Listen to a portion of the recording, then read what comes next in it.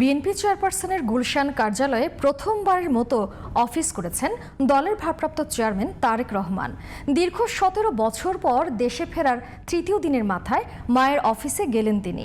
স্থায়ী কমিটির নেতাদের সাথে করলেন অনানুষ্ঠানিক মতবিনিময়, যেখানে আসন্ন নির্বাচন সহ দলের সাংগঠনিক নানা বিষয় আলোচনা করেন তারা। মাহি হাসানের রিপোর্ট। রোববার দুপুর 1:40 বিএনপি চেয়ারপারসনের গুলশান কার্যালয়ে প্রাঙ্গণে প্রবেশ করেন বিএনপির ভারপ্রাপ্ত চেয়ারম্যান তারেক রহমান।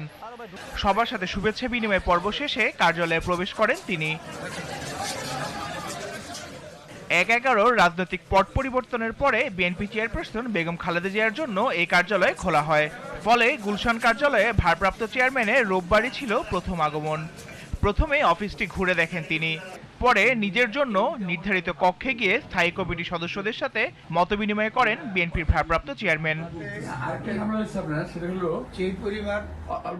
বিএনপির স্থায়ী কমিটির সদস্য আমির খসরু মাহমুদ চৌধুরী বলেন, প্রথমবারের মতো গুলশান কার্যালয়ে তারেক রহমানকে পেয়ে খুশি তারা। অ্যাক্টিং চেয়ারম্যান সাহেবকে আমাদের অফিসে পেয়ে এটা তো একটা ভিন্ন অনুভূতি, এবং আমরা ওনার সাথে বসে সামনাসামনি অনেক দিন পরে সামনাসামনি বাংলাদেশ সম্বন্ধে আলোচনা করছি, বাংলাদেশের ভবিষ্যৎ নিয়ে আলোচনা করছি, রাজনীতি নিয়ে আলোচনা করছি, এবং এগুলো নিয়ে আমরা আগামী দিনে কি করতে পারি, কি করা যায়, এটাও কিছু কিছু আলাপ হয়েছে।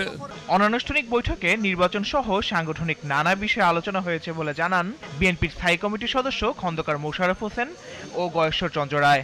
সামনে আসছেন আমাদের নেতা কর্মীদের মনোবল বলেন, আর যেটি বলেন অথবা কমিটমেন্ট বলেন, সেটা অনেক বড় হয়ে গেছে।